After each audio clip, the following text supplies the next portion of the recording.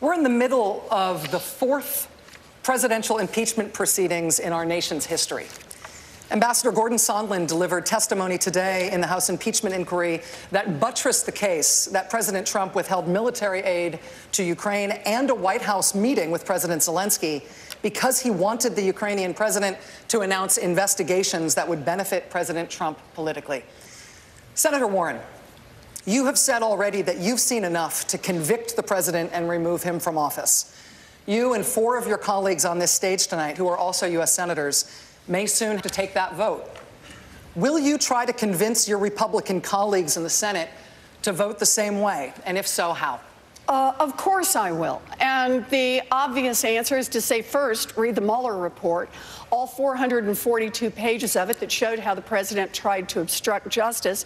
And when Congress failed to act at that moment, it meant the president felt free to break the law again and again and again. And that's what's happened with Ukraine. We have to establish the principle, no one is above the law. We have a constitutional responsibility, and we need to meet it. But I want to add one more part based on today's testimony, and that is, how did Ambassador Sondland get there? You know, this is not a man who had any qualifications except one. He wrote a check for $1 million. And that tells us about what's happening in Washington. The corruption, how money buys its way into Washington. You know, I raised this months ago about the whole notion that donors think they're going to get ambassadorships on the other side. And I've taken a pledge. Anyone who wants to give me a big donation, don't ask to be an ambassador, because I'm not going to have that happen. I asked everyone who's running for president to join me in that. And not a single person has so far. I hope what we saw today during the testimony means lots of people will sign on and say we are not going to give away the ambassador posts to the highest bidder. Senator Warren, thank you. Senator Klobuchar, you've said that you support the impeachment inquiry, but you want to wait for a Senate trial to hear the evidence and make a decision about convicting the president. After the bombshell testimony of Ambassador Sondland today, has that view changed for you? I have made it very clear that this is impeachable conduct, and I've called for an impeachment proceeding. I just believe our job as jurors is to look at each count and make a decision. But let me make very clear that what this impeachment proceeding about is really our democracy at stake. This is a president that not only with regard to his conduct with Ukraine, but every step of the way puts his own private interests, his own partisan interests, his own political interests in front of our country's interest. And this is wrong. This is a pattern with this man, and it goes to everything from how he has betrayed our farmers and our workers to what he has done with foreign affairs, leaving the Kurds for slaughter, sucking up to Vladimir Putin every minute of the day. That is what this guy does. And I think it is very, very important that we have a president that's going to put our country first. I was thinking about this when I was at the Carter Presidential Museum, and on the wall are etched the words of Walter Mondale when he looked back at their 4 years, not perfect. And he said this: "We told the truth, we obeyed the law, we kept the peace." We told the truth, we obeyed the law, we kept the peace. That is the minimum that we should expect in a president of the United States. Senator, thank you. Senator Sanders, I'd like to go to you. Americans are watching these impeachment hearings. At the same time, they're also focused on their more immediate daily economic and family concerns. How central should the president's conduct uncovered by this impeachment inquiry be to any Democratic nominee's campaign for president? How central would it be to yours? Well, Rachel, sadly, we have a president who is not only a pathological liar, he is likely the most corrupt president in the modern history of America. But we cannot simply be consumed by Donald Trump, because if we are, you know what? We're going to lose the election. Right now, you got 87 million people who have no health insurance or are underinsured. We're facing the great existential crisis of our time in terms of climate change. You got 500,000 people sleeping out on the street, and you got 18 million people paying half of their limited incomes for housing. What the American people understand is that the Congress can walk and chew bubble gum at the same time. In other words, we can deal with Trump's corruption, but we also have to stand up for the working families of this country, We also have to stand up to the fact that our political system is corrupt, dominated by a handful of billionaires, and that our economy is rigged with 3 people owning more wealth than the bottom half of America. We can do it all when we rally the American people in the cause of justice. Mayor Buttigieg, let me put the same question to you. How central should the president's conduct uncovered by the impeachment inquiry be to a Democratic nominee's campaign? How central would it be to yours? Well, the constitutional process of impeachment should be beyond politics, and it is not a part of the campaign. But the president's conduct is. The impeachable conduct that we have seen in the abuse of power that we're learning more about in the investigations. But just to be clear, the president's already confessed to it on television. But that's just part of what we've seen. Under normal circumstances, a president would leave office after something that was revealed recently that barely got any attention at all, which was the president had to confess in writing, in court, to illegally diverting charitable contributions that were supposed to go to veterans. We are absolutely going to confront this president for his wrongdoing, but we are also each running to be the president who will lead this country after the Trump presidency comes to an end, one way or the other. I'm running to be the president for that day the sun comes up and the Trump presidency is behind us, which will be a tender moment in the life of this country. And we are going to have to unify a nation that will be as divided as ever, and while doing it, address big issues that didn't take a vacation for the impeachment process or for the Trump presidency as a whole. A climate approaching the point of no return. The fact that we've still got to act on health care. Kids learning active shooter drills before they learn to read. And an economy where even when the Dow Jones is looking good, far too many Americans have to fight like hell just to hold on to what they've got. Mr. Mayor. Those are the crises that will be awaiting the next president and will be at the heart of our campaign. Mr. Mayor, thank you. Andrew. Vice President Biden, you've suggested in your campaign that if you defeat President Trump, Republicans will start working with Democrats again. But right now, Republicans in Congress, including some of whom you've worked with for decades, are demanding investigations not only of you, but also of your son. How would you get those same Republicans to work with you? Well, look, the next president of the United States is going to have to do 2 things. Defeat Donald Trump, that's number 1. And number 2, it's going to have to be able to go into states like Georgia and North Carolina and other places and get a Senate majority. That's what I'll do. You have to ask yourself up here, who is most likely to be able to win the nomination in the first place, to win the presidency in the first place? And secondly, who is most likely to increase the number of people who are Democrats in the House and in the Senate? And by the way, I learned something about these impeachment trials. I learned, number 1, that Donald Trump doesn't want me to be the nominee. That's pretty clear. He held up aid to make sure that, while at the same time innocent people in the Donbass are getting killed by Russian soldiers. Secondly, I found out that Vladimir Putin doesn't want me to be president. So I've learned a lot about these hearings early on from these hearings that they're being held. But the bottom line is, I think we have to ask ourselves the honest question. Who is most likely to do what needs to be done? Produce a Democratic majority in the United States Senate, maintain the House, and beat Trump. Senator Harris, your thoughts about that? Well, first of all, we have a criminal living in the White House. And there is no question that in 2020, the biggest issue before us until we get to that tender moment is justice is on the ballot. And what we saw today is Ambassador Sondland, by his own words, told us that everyone was in the loop. That means it is a criminal enterprise engaged in by the president, from what we heard today, the vice president, the Secretary of State, and the Chief of Staff. And so this not only points to the corrupt nature of this administration and the need for these impeachment proceedings to go forward, but it also points to another issue.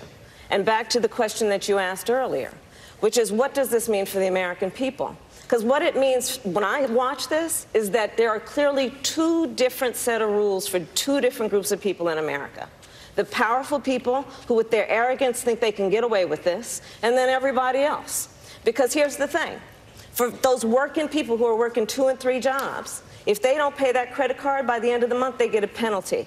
For the people who don't pay their rent, they get evicted. For the people who shoplift, they go to jail. We need the same set of rules for everybody. And part of the reason I'm running for president is to say that we have to bring justice back to America for all people and not just for some. Thank you, Senator. Senator Warren, you have cast yourself as a fighter. If you were elected, though, you would be walking into an existing fight, a country that is already very divided over the Trump presidency, among other things. Do you see that divide as permanent, or do you need to bring the country together if you become president to achieve your goals? So I think the way we achieve our goals and bring our country together is we talk about the things that unite us. And that is that we want to build an America that works for the people, not one that just works for rich folks. You know, I have proposed a 2-cent wealth tax. That is a tax for everybody who has more than $50 billion in assets. Your first $50 billion is free and clear. But your $50 billionth and first dollar, you got to pitch in 2 cents. And when you hit $1 billion, you got to pitch in a few pennies more. Here's the thing. Doing a wealth tax is not about punishing anyone. It's about saying you built something great in this country, good for you. But you did it using workers all of us help pay to educate. You did it using getting your goods on roads and bridges all of us help pay for. You did it protected by police and firefighters all of us help pay the salaries for. So when you make it big, when you make it really big, when you make it top 0.1% big, pitch in 2 cents. So everybody else gets a chance to make it. And here's the thing. That's something that Democrats care about, independents care about, and Republicans care about. Because regardless of party affiliation, people understand across this country, our government is working better and better for the billionaires, for the rich, for the well-connected, and worse for everyone else. We come together when we acknowledge that and say we're going to make real change. Thank you. Senator Booker, do you agree with that strategy? Well, first of all, I think we all agree that we need to bring in a lot more revenue in this country. We actually have a real problem with the tax rates, tax loopholes, tax cheats. And I don't agree with the wealth tax the way that Elizabeth Warren puts it. But I agree that we need to raise the estate tax. We need to tax capital gains as ordinary income, real strategies will increase revenue. But here's the challenge. We as Democrats need to fight for a just taxation system.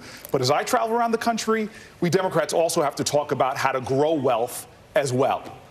When I stood in church recently and asked folks in a black church how many people here want to be entrepreneurs, half the church raised their hands.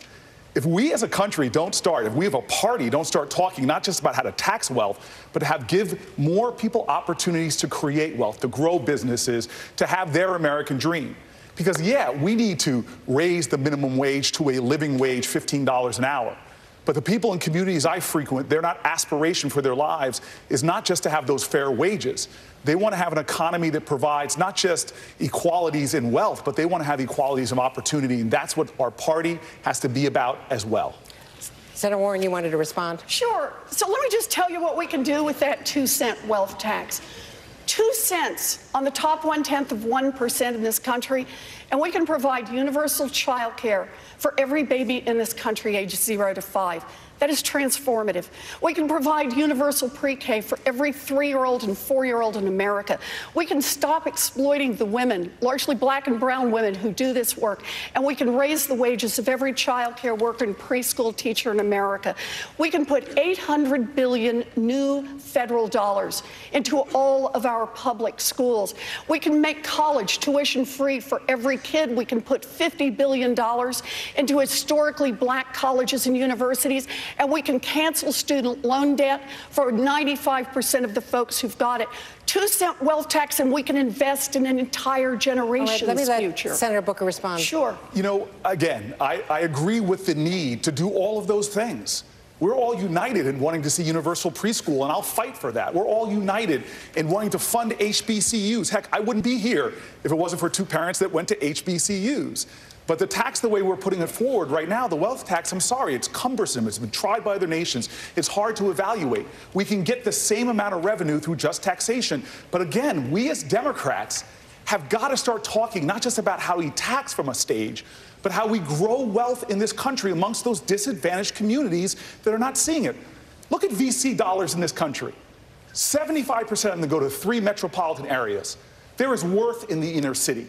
there is value in our rural areas. If I am president of the United States, we're going to have a fair, just taxation where millionaires and billionaires pay their fair share. But dear God, we're going to have pathways to prosperity for more Americans. We're going to see a change in what we see right now. Small businesses, new startups are going down in this country. Thank you, We need Senator. to give Senator more Warren, new entrepreneurs Senator Warren, access briefly, to wealth. just your last thoughts on this. The idea behind what is fair today, the 99% in America are on track to pay about 7.2% of their total wealth in taxes. I'm not disagreeing with that. The top 0.1% that I want to say pay 2 cents more, they'll pay 3.2% in America. I'm tired of freeloading billionaires.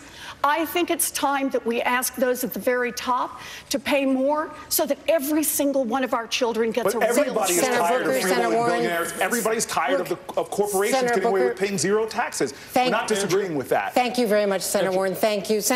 Mayor Buttigieg, you have said, quote, "I will never allow us to get so wrapped up in the fighting that we start to think fighting is the point."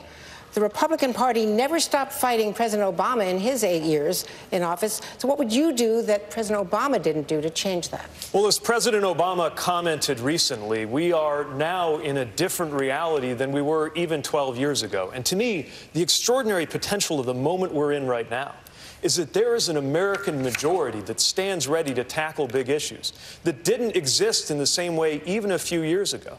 Even on issues where Democrats have been on defense, like immigration and guns, we have a majority to do the right thing, if we can galvanize, not polarize that majority. For example, on health care. The reason I insist on Medicare for all who want it as the strategy to deliver on that goal we share of universal health care is that that is something that, as a governing strategy, we can unify the American people around. Creating a version of Medicare, making it available to anybody who wants it, but without the divisive step of ordering people onto it, whether they want to or not. And I believe that commanding people to accept that option, whether we wait 3 years, as Senator Warren has proposed, or whether you do it right out of the gate, is not the right approach to unify the American people around a very, very big transformation that we now have an opportunity to deliver. Thank you, Mr. Mayor. Kristen Welker. Let's talk about Medicare for All. Senator Warren, you are running on Medicare for All. Democrats have been winning elections even in red states with a very different message on health care, protecting Obamacare. Democrats are divided on this issue. What do you say to voters who are worried that your position on Medicare for All could cost you critical votes in the general election? So I look out and I see tens of millions of Americans who are struggling to pay their medical bills. 37 million people who decided not to have a prescription filled because they just can't afford it. People who didn't take the tests the doctor recommended because they just can't afford it. So here is my plan. Let's bring as many people in and get as much help to the American people as we can, as fast as we can.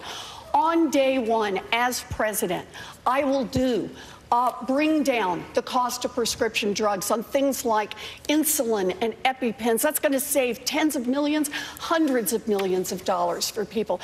I'm going to defend the Affordable Care Act from the sabotage of the Trump administration. And in the first 100 days, I'm going to bring in 135 million people into Medicare for All at no cost to them, everybody under the age of 18, everybody who has a family of 4, income less than $50,000. I'm going to lower the age of Medicare to 50 and expand Medicare coverage to include vision and dental and long-term care. And then in the third year, when people have had a chance to feel it and taste it and live with it, we're going to vote and we're going to want Medicare for all. Senator, thank you, Senator. Senator Sanders, let me bring you into this conversation Thank you. I wrote the damn ask you bill. the question. Well, I want to ask you the question this way, Senator Sanders. You describe your campaign, including your plans for Medicare for All, as a political revolution. Yes. President Obama explicitly said the country is, quote, less revolutionary than it is interested in improvement. The average American doesn't think we have to completely tear down the system and remake it, end quote. Is President Obama wrong? No, he's right. We don't have to tear down the system, but we do have to do what the American people want. And the American people understand today that the current healthcare system is not only cruel, it is dysfunctional. Now, you tell me how we have a system in which we spend twice as much as do the people of any other country. And yet we got 87 million uninsured, underinsured. In some cases, we pay 10 times more for prescription drugs, as do the people of Canada or other countries. 500,000 people go bankrupt because of medically related issues. They come down with cancer, and that's a reason to go bankrupt. Now, some of the people up here think that we should not take on the insurance industry. We should not take on the pharmaceutical industry. But you know what? If you think back to FDR, and if you think back to JFK and Harry Truman and Barack Obama, as a matter of fact, people have been talking about health care for all. Well, you know what? I think now is the time. And in the first week of my administration, we will introduce Medicare for all.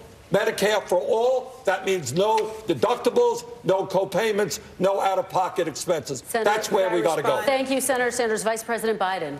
You know, we can do this without charging people, raising $30, $40 trillion. The fact is that right now, the vast majority of Democrats do not support Medicare for all.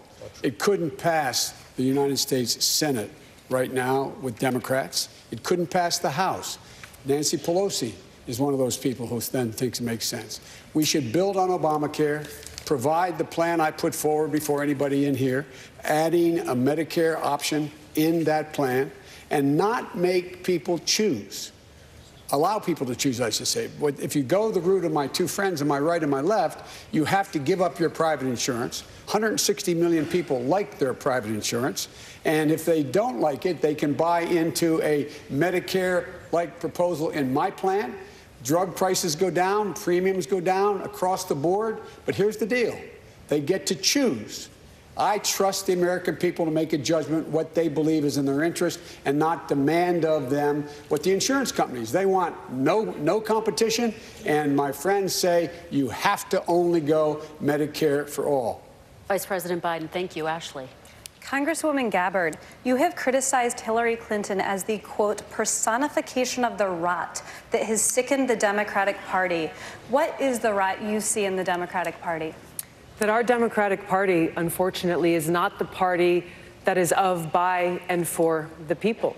It is a party that has been and continues to be influenced by the foreign policy establishment in Washington, represented by Hillary Clinton and others' foreign policy, by the military-industrial complex and other greedy corporate interests. I'm running for president to be the Democrat that rebuilds our Democratic Party, takes it out of their hands, and truly puts it in the hands of the people of this country, a party that actually hears the voices of Americans who are struggling all across this country, and puts it in the hands of veterans and fellow Americans who are calling for an end to this ongoing Bush, Clinton, Trump foreign policy doctrine of regime change wars, overthrowing dictators in other countries, needlessly sending my brothers and sisters in uniform into harm's way to fight in wars that actually undermine our national security and have cost us thousands of American lives. These are wars that have cost us as American taxpayers trillions of dollars since 9/11 alone, dollars that have come out of our pockets, out of our hospitals, out of our schools, out of our infrastructure needs. As president, I will end this foreign policy, end these regime change wars, work to end this new Cold War and arms race, and instead invest our hard-earned taxpayer dollars actually into serving the needs of the American people right here at home. Senator Harris, any response? Oh, sure.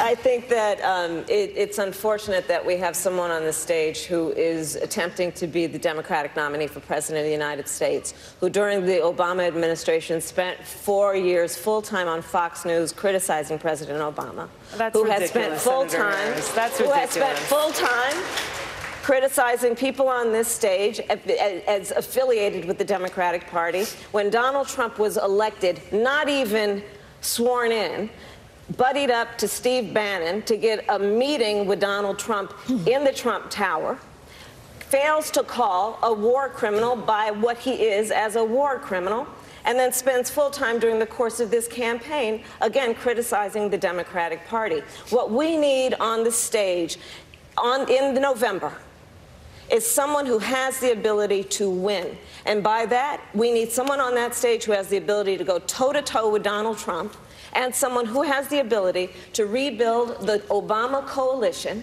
and bring the party and the nation together. I believe I am that candidate. Thank you, Senator. Yes. Congresswoman Gabbard, I'll give you a chance to respond. What Senator Harris is doing is unfortunately continuing to traffic in lies and smears and innuendos because she cannot challenge the substance of the argument that I'm making, the leadership and the change that I'm seeking to bring in our foreign policy, which only makes me guess that she will, as president, continue the status quo, continue the Bush-Clinton-Trump foreign policy of regime change wars, which is deeply destructive. This is personal to me because I served in Iraq. I left my seat in the state legislature in Hawaii, volunteered to deploy to Iraq, where I served in a medical unit where every single day I saw the terribly high human cost of war. I take very seriously the responsibility that the president has to serve as commander-in-chief, to lead our armed forces, and to make sure always, no, I'm not going to put party interests first. I will put the interests of the American people above all else. Thank you, Congresswoman. I want to briefly give Senator Harris a final second to respond. I believe that what our nation needs right now is a nominee who can speak to all people. I spent my entire career standing mostly in a courtroom speaking 5 words, Kamala Harris for the people. And it was about all the people, regardless of their race, regardless of their gender, regardless of where they live geographically, regardless of the party with which they're registered to vote or the language their grandmother speaks. We need someone on this debate stage in November who has the ability to unify the country and to win the election. And I believe, again, I am that candidate. Thank you, Senator. Thank you. Mr. Steyer, you have denounced the special interests that pour hundreds of millions of dollars into the political process to influence it. But in fact, you have spent over $300 million of your own money in support of your political goals. How do you respond to critics who see you as the embodiment of a special interest? What I've done over the last decade is to put together coalitions of ordinary American citizens to take on unchecked corporate power. We have a broken government in Washington, D.C. It's been purchased by corporations. Over the last decade, with the help of the American people, we have taken on and beaten the oil companies. We have taken on and beaten the tobacco companies. We have taken on and beaten utilities. We've taken on and beaten the drug companies. I've also built one of the largest grassroots organizations in the United States. Last year, Next Gen America did the largest youth voter mobilization in American history. I also, in partnership with 7 national unions, knocked on 15 million doors in 2016 and 10 million in 2018. What I've done is to try to push power down to the American people, to take power away from the corporations who've bought our government. And I'm talking now about structural reform in Washington, D.C. Term limits. If you want bold change in the United States, you're going to have new and different people in charge. I'm the only person on this stage who will talk about term limits.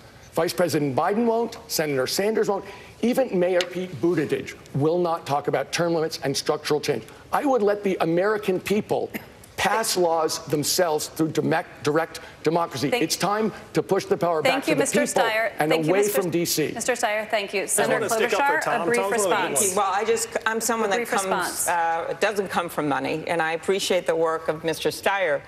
But right now, we have a system that's not fair, and it's not just fair for money. And so what I would do is start a constitutional amendment and pass it to overturn Citizens United. That's what we should do so that we stop this dark money and outside money from coming into our politics. I have led the way on voting. And I can tell you right now, one solution that would make a huge difference in this state would be allow every kid in the country to register to vote when they turn 18. If we had a system like this, and we did something about gerrymandering, and we stopped the voting purges, and we did something significant about making sure we don't have money in politics from the outside, Stacey Abrams would be governor of this state right now. Thank you, that's Senator. what should have happened. So while I appreciate appreciate his work. I am someone that doesn't come from money. I see my husband out there. My first Senate race, I literally called everyone I knew, and I set what is still an all-time Senate record. I raised $17,000 from ex-boyfriends.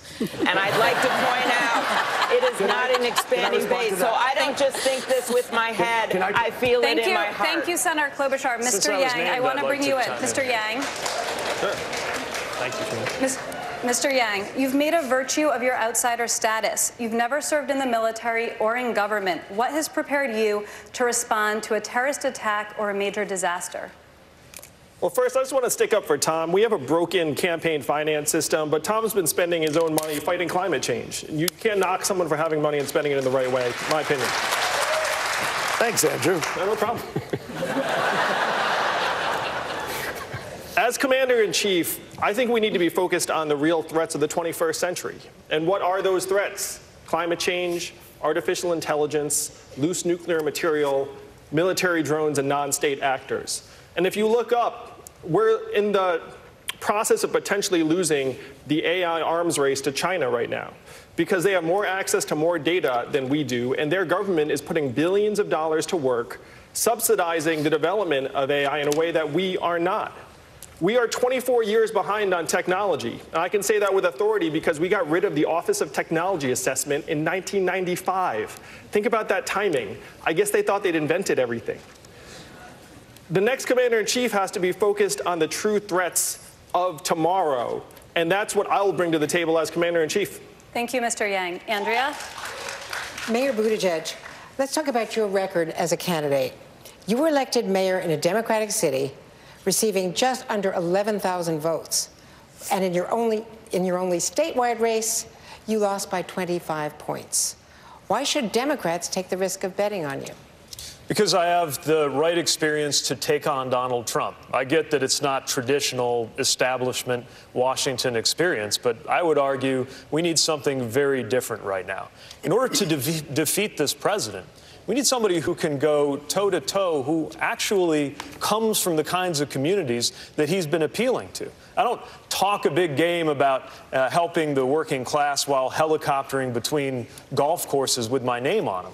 I don't even golf. As a matter of fact, I never thought I'd be on a Forbes magazine list, but they did one of all the candidates by wealth, and I am literally the least wealthy person on this stage. I also wore the uniform of this country and know what is at stake in the decisions that are made in the Oval Office in the Situation Room. And I know how to bring people together to get things done. I know that from the perspective of Washington, what goes on in my city might look small, but frankly, where we live, the infighting on Capitol Hill is what looks small. The usual way of doing business in Washington is what looks small. And I believe we need to send somebody in who has a different kind of experience. The experience on the ground, solving problems, working side by side with neighbors on some of the toughest issues that come up in government, recognizing what is required of executive leadership and bringing that to Washington so that Washington can start looking a little more like our best-run communities in the heartland before the other way around starts to happen. Thank you, Mayor. Senator Klobuchar, you said this of Mayor Buttigieg, quote, "Of the women on the stage, do I think that we would be standing on that stage if we had the experience he had? No, I don't. Maybe we're held to a different standard." Senator, what did you mean by that? First of all, I've made very clear I think that Pete is qualified to be up on this stage, and I am honored to be standing next to him. But what I said was true. Women are held to a higher standard. Otherwise, we could play a game called Name Your Favorite Woman President, which we can't do because it has all been men, including all vice presidents being men. And I think any working woman out there, any woman that's at home, knows exactly what I mean. We have to work harder, and that's a fact. But I want to dispel one thing, because for so long, why has this been happening? I don't think you have to be the tallest person on this stage to be president. I don't think you have to be the skinniest person. I don't think you have the loudest voice on the stage. I don't think that means that you will be the one that should be president. I think what matters is if you're smart, if you're competent, and if you get things done.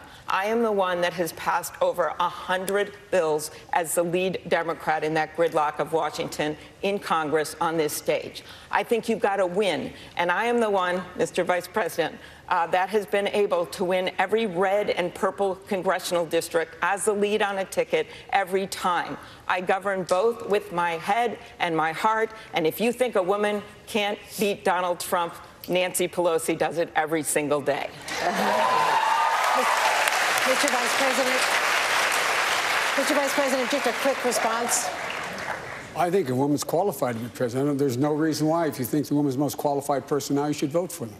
The reason why I think I should be president and be the nominee is, number one, I have brought people together my entire career. In the United States Senate, I've passed more major legislation than everybody on this stage combined. From the Violence Against Women Act to making sure we have the Chemical Weapons Treaty to dealing with Milosevic, the whole range of things that I've been engaged in my whole career. I've done it. I've brought people together. I'm always told by everybody on here, things have changed. You can't do that anymore. If we can't, I thought the question was initially asked of the senator, how do you unify this country? We have to unify this country. I have done it. I have done it repeatedly. And lastly, to be commander-in-chief, there's no time for on-the-job training. I've spent more time in the Situation Room, more time abroad, more time than anybody up here. I know every major world leader. They know me, and they know when I speak, if I'm the President of the United States, who we're for, who we're against, and what we'll do, and we'll keep our word. Thank you. Thank you, Mr. Vice President. Ashley. Senator Booker, one of the defining characteristics of the Trump presidency is that the American people hear from him directly all the time about everything, on Twitter and just about everywhere else. Setting aside your views of his tone, is that unfiltered communication something you, as president, would continue? Is this one of the norms broken by President Trump that needed to change? So look, this president has broken norms, as you've said. He used his platforms to demean, degrade, and divide this country in ways that are repugnant and appalling. But the next president, whoever they are, is going to have to be someone who can heal and bring this nation together, this whole nation. So absolutely in that office, I will do whatever it takes to make sure we bring this country together. But it's not for a kumbaya moment. We are a nation that achieves great things when we stand together and work together and fight together. So absolutely. When I was mayor of the largest city in my state, and this is where I agree with Mayor Pete, mayoral experience is very important, and I happen to be the other Rhodes Scholar mayor on this stage. And what I learned there is that you have to be an executive that can heal. In my city, we have racial divides. We have geographic divides that go from wealth to people that are struggling. The success of my city was because we brought us all together and did things that other people said couldn't be done. When I am president of the United States, my campaign from the very beginning has not changed. My charge is to see a nation right now which has so much common pain to channel that back into a sense of common purpose, and I will do whatever it takes, bringing creativity to that office like has never been seen before. Thank you, Senator. Rachel? Chants of "lock her up" are still heard at President Trump's rallies today. Now, some opponents of the president are turning the same slogan against him. They've chanted "lock him up" at a recent World Series game in Washington and at a Veterans Day event, and Senator Sanders at least 2 of your campaign events recently. Senator, should Democrats discourage this, or are you okay with it? Well, I think the people of this country are catching on to the degree that this president thinks he is above the law. And what the American people are saying, nobody is above the law. And I think what the American people are also saying is, in fact, that if this president did break the law, he should be prosecuted like any other individual who breaks the law. But at the end of the day, what we need to do is to bring our people together, not just in opposition to Trump. The initial question, I think, that you wrote, that somebody raised here, was that we are a divided nation. You know what? I kind of reject that. I think when you talk about the pain of working families in this country, Majority of the American people want to raise the minimum wage to a living wage. When you talk about the climate crisis, the overwhelming majority of the American people know that it is real. They know we have to take on the fossil fuel industry. They know we have to transform our energy system away from fossil fuel to energy efficiency and sustainable energy. Even on issues like guns, the American people are coming together to end the horrific level of gun violence. So I believe, we got to deal with Trump, but we also have to have an agenda that brings our people together so that the wealth and income doesn't just go to the people on top, but to all of us. Vice President Biden, let me ask you to pick up on the issue that Senator Sanders just raised about no one being above the law. When President Ford pardoned President Nixon, he said it was to heal the country. Would you support a potential criminal investigation into President Trump after he leaves office, even if you thought it might further inflame the country's divisions? Look, I would not direct my Justice Department like this president does. I'd let them make their independent judgment. I would not dictate who should be prosecuted or who should be exonerated. That's not the role of the President of the United States. It's the Attorney General of the United States, not the President's attorney, private attorney. And so I would, whatever was determined by the Attorney General I supported, that I appointed, let them make an independent judgment. If that was the judgment, that he violated the law and he should be, in fact, criminally prosecuted, then so be it. But I would not direct it. And I don't think it's a good idea that we we model ourselves after Trump and say, lock him up. Look, we have to bring this country together. Let's start talking civilly to people and tweeting. The next president who starts tweeting should, anyway. It's about civility. We have to restore the soul of this country. And that's not who we are. That's not who we've been. That's not who we should be. Follow the law. Let the Justice Department make the judgment as to whether or not someone should be prosecuted, period. Senator Sanders, let me ask you briefly to respond to that, the difference of your opinion there with Vice President Biden. Well, no, I think Joe is right. I think that it is the function of the Attorney General. But what I am of the opinion is that the American people now do believe, and the more they see these impeachment hearings on television, they do believe that we have a president who thinks he's above the law. We have a president who is engaged in corruption. We have a president who has obstructed justice. And in my view, somebody who has violated the Emoluments Clause.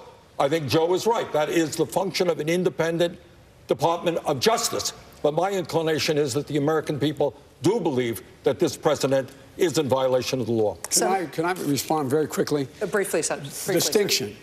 Should he be impeached and should he be thrown out of office? That's one question. He's very close to impeach. He's indicted himself. Number two, after he's thrown out of office or after he's defeated, should he be then prosecuted? Should he be prosecuted for a criminal offense while he was president? That's a judgment to be made by an attorney general. Mr. Vice President, thank you. Ashley. We now focus on an issue facing many Americans, childcare and paid family leave. Here in Georgia, the average price of infant daycare can be as much as $8,500 per child per year. That's more than in-state tuition at a 4-year public college in Georgia. Mr. Yang, what would you do as president to ease that financial burden? There are only 2 countries in the world that don't have paid family leave for new moms, the United States of America and Papua New Guinea. That is the entire list, and we need to get off this list as soon as possible. I would pass paid family leave as one of the first things we do. I have 2 kids myself who are 4 and 7, one of whom is autistic and has special needs, and it's breaking families' backs. We need to start supporting our kids and families from the beginning, because by the time they're showing up to pre-K and kindergarten, in many cases they're already years behind. Studies have shown that 2/3 of our kids' educational outcomes are determined by what's happening to them at home.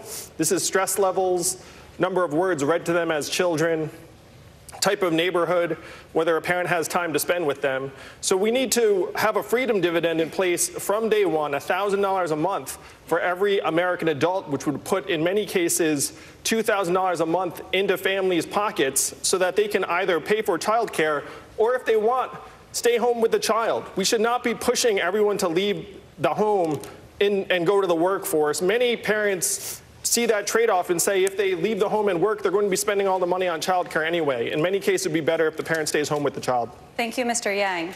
Sticking with this topic, no parent in the United States is federally guaranteed a single day of paid leave when they have a new baby. A number of you on stage tonight have plans to address this. Senator Harris, you're one of the candidates proposing legislation to guarantee up to 6 months of paid family leave. And Senator Klobuchar, you're one of the candidates proposing up to 3 months. I want to hear from both of you on this, starting with you, Senator Klobuchar. Why 3 months? I looked at this economically, and I want to make sure that we help people because, as just pointed out, we are way behind the curve our country is when it comes to providing paid family leave and child care. We must do this, and we will do this if we have the right person heading up the ticket so we can win big. But what I have done with all of my plans is I have showed how I'm going to pay for them meticulously. I think that is really, really important when we have a president in the White House right now who have told over 10,000 lies. So when you look at my website at amyklobuchar.com, you will see my plans, and you're also going to see how I'm going to pay for it. And I think that is so important because this president is literally increasing the debt, treating our farmers and workers like poker chips in a bankrupt casino, and really putting this country in a worse financial situation every single day. So yes, my plan is 3 months. I think that's good. I'd love to do more. As I've said before, I'd love to staple free diplomas under people's chairs. I just am not going to go for things, and this is not, I'm not talking about Senator Harris's plan here, but I'm talking about some of the other ideas that have been out here. I am not going to go for things just because they sound good on a bumper sticker and then throw in a free car. I think that we have an obligation as a party to be, yes, fiscally responsible, yes, think big, but make sure we have people's backs and are honest with them about what we can pay for. And that is everything from sending rich kids to college for free, which I don't support, to kicking $149 million off their health insurance, current health insurance, in 4 years. I just think we have to be smart about how we do this. Thank you, Senator. And Senator Harris, why 6 months, and also how would you pay for that? Sure, and everybody, please visit my website, kamalaharris.org, for the details on everything I talk about. 6 months. So part of how I believe we're going to win this election is it is going to be because we are focused on the future. We are focused on the challenges that are presented today and not trying to bring back yesterday to solve tomorrow. So on paid family leave, it is no longer the case in America that people are having children in their 20s. People are having children in their 30s, often in their 40s, which means that these families and parents are often raising young children and taking care of their parents, which requires a lot of work, from traveling back and forth to a hospital to daycare to all of the activities that are required, much less the health care needs that are required. And what we are seeing in America today is the burden principally falls on women to do that work. And many women are having to make a very difficult choice, whether they're going to leave a profession for which they have a passion to care for their family, or whether they are going to give up a paycheck that is part of what that family relies on. So 6 months paid family leave is meant to and is designed to adjust to the reality of women's lives today. The reality also is that women are not paid equal for equal work in America. We passed the Equal Pay Act in 1963. But fast forward to the year of our Lord 2019, and women are paid 80 cents on the dollar, black women 61 cents, Native American women 58 cents, Latinas 53 cents. So my policy is about, there's a whole collection of work that I am doing that is focused on women and working women in America and the inequities and therefore the injustice that women in America are facing that needs to be resolved and addressed. Thank you, Senator. Kristen? Mr. Steyer, millions of working Americans are finding that housing has become unaffordable, especially in metropolitan areas. It is particularly acute in your home state of California and places like Los Angeles and San Francisco. Why are you the best person to fix this problem? When you look at inequality in the United States of America, you have to start with housing. Where you put your head at night determines so many things about your life. It determines where your kids go to school. It determines the air you breathe, where you shop, how long it takes you to get to work. What we've seen in California is, as a result of policy, we have millions too few housing units. And that affects everybody in California. It starts with a homeless crisis that goes all through the state, but it also includes skyrocketing rents that affect every single working person in the state of California. I understand exactly what needs to be done here, which is we need to change policy and we need to apply resources here to make sure that we build literally millions of new units. But the other thing that's going to be true about building these units is we're going to have to build them in a way that's sustainable. That in fact, how we build units, where people live, has a dramatic impact on climate and on sustainability. So we are going to have to direct dollars, we're going to have to change policy and make sure that the localities and municipalities who've worked very hard to make sure that there are no new housing units built in their towns, that they have to change that, and we're going to have to force it, and then we're going to have to direct federal dollars to make sure that those units are affordable so that working people can live in places and not be spending 50% of their income on rent. Thank you, Mr. Steyer. Senator Warren, I see your hand raised. Yes. Think of it this way. Our housing problem in America is a problem on the supply side, and that means that the federal government stopped building new housing a long time ago, affordable housing. Also, private developers, they've gone up to mansions. They're not building the little 2-bedroom, 1-bath house that I grew up in, garage converted to be a bedroom for my 3 brothers. So I've got a plan for 3.2 million new housing units in America. Those are housing units for working families, for the working poor, for the poor, for seniors who want to age in place, for people with disabilities, for people who are coming back from being incarcerated. It's about tenants' rights, but there's one more piece. Housing is how we build wealth in America. The federal government has subsidized the purchase of housing for decades for white people, and has said for black people, you're cut out of the deal. That was known as redlining. When I built a housing plan, it's not only a housing plan about building new units, it's a housing plan about addressing what is wrong about government-sponsored discrimination, how we need to address it, and we need to say we're going to reverse it. Thank you, Senator. Senator Booker? I'm so grateful again. As a mayor who was a mayor during a recession, who was a mayor during a housing crisis, who started my career as a tenants' rights lawyer, this are all good points, but we're not talking about something that is going on all over America, which is gentrification and low-income families being moved further and further out, often compounding racial segregation. And so all of these things, we need to put more federal dollars in it, but we've got to start empowering people. We use our tax code to move wealth up, the mortgage interest deduction. My plan is very simple. If you're a renter who pays more than 1/3 of your income in rent, then you will get a refundable tax credit between the amount you're paying and the area median rent. That empowers people in the same way we empower homeowners.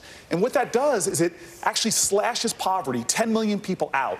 And by the way, for those people who are facing eviction, it is about time that the only people when they show up in rentals court that have a lawyer is not the landlord, it is also low-income families struggling to stay in their homes. Thank you, Senator. Rachel? We're going to take a quick break, but we will be right back. Welcome back to the MSNBC Washington Post Democratic Candidates Debate. Let's get right back into it.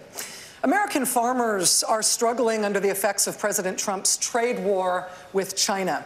The Trump administration's payments to farmers to offset those losses already have a price tag that is more than double what was spent on the Obama administration's auto bailout. Mayor Buttigieg, would you continue those farm subsidies?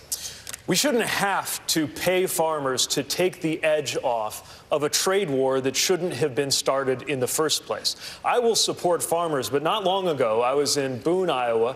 Guy came up to me, he said, I got my Trump bailout check, but I would have rather spent that money on conservation. By the way, this isn't even making farmers whole. If you're in soybeans, for example, you're getting killed. And it's not just what this president's done with the trade war. In a lot of parts of the country, the worst thing is these so-called small refinery waivers, which are killing those who are involved in ethanol. Look, I don't think this president cares one bit about farmers. He keeps asking them to take one for the team, but more and more I'm talking to people in rural America who see that they're not going to benefit from business as usual under this president. I believe that so many of the solutions lie with American farmers, but we have to stand up for them, not just with direct subsidies and support, but with making sure we do something about the consolidation, the monopolies that leave farmers with fewer places to purchase supplies from and fewer places to sell their product to. And American farming should be one of the key pillars of how we combat climate change. I believe that the quest for the carbon-negative farm could be as big a symbol of dealing with climate change as the electric car in this country. And it's an important part of how we make sure that we get a message out around dealing with climate change that recruits everybody to be part of the solution, including conservative communities where a lot of people have been made to feel that admitting climate science would mean acknowledging they're part of the problem. I'm sorry to interrupt, but I need you to answer the question. Would you continue those subsidies or not? Yes, but we won't need them because we're going to fix the trade war. Thank you, sir. The UN recently reported that what was once called climate change is now a climate crisis, with drastic results already being felt. Climate is also an issue important to our audience. We received thousands of questions from our viewers, and many of them were about climate. Callista from Minneapolis writes this. Leading the world in resolving the climate crisis will be a multi-decade project, spanning far beyond even a two-term presidency. If you are elected president, how would you ensure that there is secure leadership and bipartisan support to continue this project? Congresswoman Gabbard. This is an issue that impacts all of us as Americans and people all over the world. This is not a Democrat issue or Republican issue. This is about the environmental threats that each and every one of us face. These are the kinds of conversations that we're having in our town hall meetings and house parties in different parts of the country, where we have Democrats, Republicans, libertarians, and independents coming together saying, hey, we are all concerned about making sure that we have clean water to drink for our families, that we have clean air to breathe, that we're able to raise our kids in a community that's safe. It is the hyper-partisanship in Washington, unfortunately, that has created this gridlock that has stood in the way of the kinds of progress that I would bring about as president. Transitioning our country off of fossil fuels and ending the nearly $30 billion in subsidies that we as taxpayers are currently giving to the fossil fuel industry, instead investing in a green, renewable energy economy that leads us into the 21st century with good-paying jobs, a sustainable economy, investing in infrastructure, and transitioning our agriculture that is a great contributor to the environmental threats we face towards an agriculture system that focuses on local and regional production of food, healthy food that will actually feed the health and well-being of our people, leading as a leader in the world to make the global change necessary to address these threats. Thank you, Congresswoman. I want to bring in Mr. Steyer on this. You've made climate change a central point of your political career. To this issue of making changes that last, making changes that are permanent, could you address that, sir? Rachel, I'm the only person on this stage who will say that climate is the #1 priority for me. Vice President Biden won't say it. Senator Warren won't say it. It's a state of emergency, and I would declare a state of emergency on day one. I would use the emergency powers of the presidency. I know that we have to do this. I've spent a decade fighting and beating oil companies, stopping pipelines, stopping fossil fuel plants, ensuring clean energy across the country. I know that we have to do this. I also know that we can do this. I would make this the #1 priority of my foreign policy as well. We can do this and create literally millions of good-paying union jobs across this country. I would make sure that my climate policy was led by environmental justice and members of the communities where this society has chosen to put our air and water pollution, which are low-income Black and brown communities. And when we ask, how are we going to pull this country together? How about this? We take on the biggest challenge in history, we save the world, and we do it together. Do you think that would pull America together? I do. Quickly, Vice President Biden, you were name-checked there. I'd like to give you a chance to respond. Yeah, it was. I think it is the existential threat to humanity. It's the #1 issue. And I might add, I don't really need kind of a lecture from my friend. While I was passing the first climate change bill, and that PolitiFact said was a game changer, while I managed the $90 billion recovery plan, investing more money in infrastructure that relates to clean energy than any time we've ever done it. My friend was producing more coal mines and produced more coal around the world, according to the press, than all of Great Britain produces. Now, I welcome him back into the fold here, and he's been there for a long while. But the idea that we talk about where we started and how we are, let's get this straight. I think it is the existential threat of all time. Thank you, Mr. Vice President. You may respond, Mr. Steyer. Look, I came to the conclusion over 10 years ago that climate was the absolute problem of our society and was the unintended consequence of our whole country being based on fossil fuels. Everybody in this room has lived in an economy based on fossil fuels, and we all have to come to the same conclusion that I came to over a decade ago. If we're waiting for Congress to pass one of the bills, and I know everybody on this stage cares about this, but Congress has never passed an important climate bill ever. This is a problem which continues to get worse.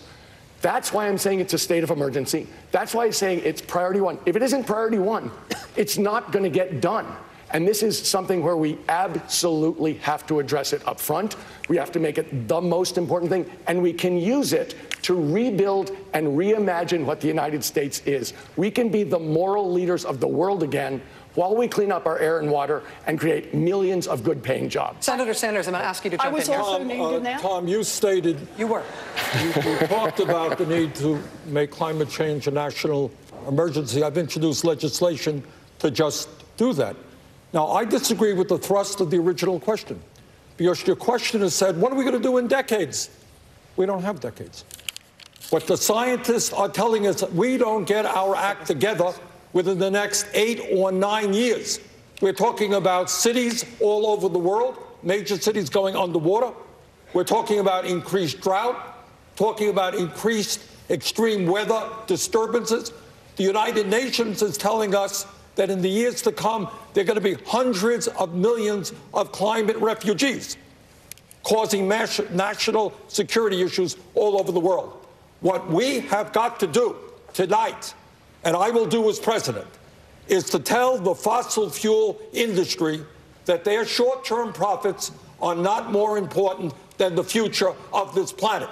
And by the way, the fossil fuel industry is probably criminally liable because they have lied and lied and lied when they had the evidence that their carbon products were destroying the planet. And maybe we should think about prosecuting them as well. Thank you, Senator Sanders. Andrea. President Trump has dramatically changed America's approach to our adversaries by holding summits with Kim Jong-un, getting out of the Iran nuclear deal, and at times embracing Vladimir Putin and other strongmen. So let's talk about what kind of commander-in-chief you would be. Senator Harris, North Korea is now threatening to cancel any future summits if President Trump does not make concessions on nuclear weapons. If you were commander-in-chief, would you make concessions to Kim Jong-un in order to keep those talks going? With all due deference to the fact that this is a presidential debate, Donald Trump got punked.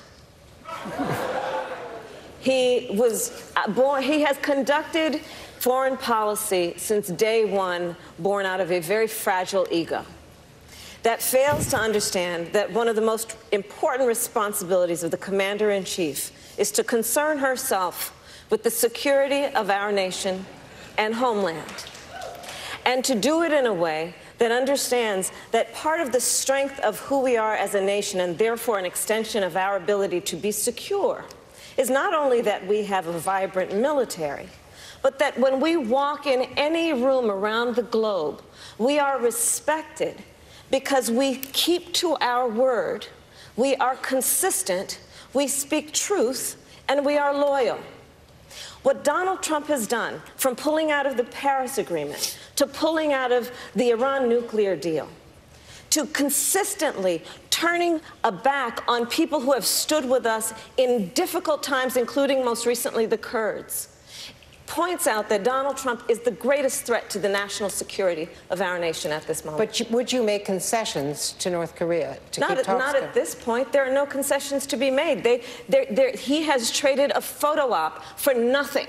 He has abandoned, by shutting down the operations with South Korea for the last year and a half. So those operations, which should be, and those exercises, which should be active, because they are in our best national security, the relationship that we have with Japan, he has in every way compromised our ability to have any influence on slowing down or at least having a check and balance on North Korea's nuclear program. Thank you, Senator. Mr. Vice President, President Trump inherited the North Korea problem from past presidents over decades. What would a President Biden do that President Obama didn't do in 8 years? Well, first of all, I'd go back and making sure we had the alliances we had before he became president. He has absolutely ostracized us from South Korea. He has given North Korea everything they wanted, creating the legitimacy by having a meeting with Kim Jong-un, who's a thug, although he points out that I'm a rabid dog, need to be beaten with a stick. Very recently was his comment. Other than that, you like him. Other than that, I like him. And uniting Japan and Australia and being a Pacific power and putting pressure on China in order for them to make sure that it is a nuclear-free peninsula. And the way we do that is we make clear to China, which I have done personally with the president of China, and that is we're going to move up our defenses. We're going to continue to make sure we increase our relationship with South Korea. And if they view that as a threat, it's an easy thing to respond to. They, in fact, can put pressure on North Korea. But the fact is that we're in a position where he has done this across the world. He's embraced thugs. Look what Putin is doing in Europe.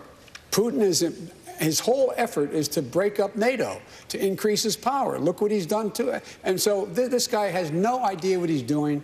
He has no notion how to go about it. And we need a commander-in-chief. When he stands, everybody knows what he or she is talking about. Thank you, Mr. Vice President. 2 more U.S. soldiers were killed today in Afghanistan, tragically, in America's longest war. Senator Sanders, you've long said you want to bring the troops back home from Afghanistan. Would you cut a deal with the Taliban to end the war, even if it means the collapse of the Afghan government that America has long supported? Well, let me just say this. One of the big differences between the Vice President and myself is he supported the terrible war in Iraq, and I helped lead the opposition against it. And not only that, I voted against the very first Gulf War as well. And I think we need a foreign policy which understands who our enemies are, that we don't have to spend more money on the military than the next 10 nations combined. But to answer your question, yeah, I think it is time, after spending many trillions of dollars on these endless wars, which have resulted in more dislocation and mass migrations and pain in that region, it is time to bring our troops home. But unlike Trump, I will not do it through a tweet at 3 o'clock in the morning. I will do it working with the international community, and if it's necessary to negotiate with the Taliban, of course, we will do that. But at the end of the day, we have to rethink the entire war on terror, which has caused so much pain and lost so many lives, not only for our own men and women in the armed forces, but for people in that region as well. Thank you, Senator. Ashley? Thank you. Mr. Yang, if you win the 2020 election, what would you say in your first call with Russian President Vladimir Putin? It's a fun moment. Well, first I'd say, I'm sorry I beat your guy.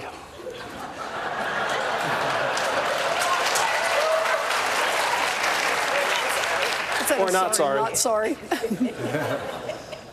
And second, I would say the days of meddling in American elections are over, and we will take any undermining of our democratic processes as an act of hostility and aggression.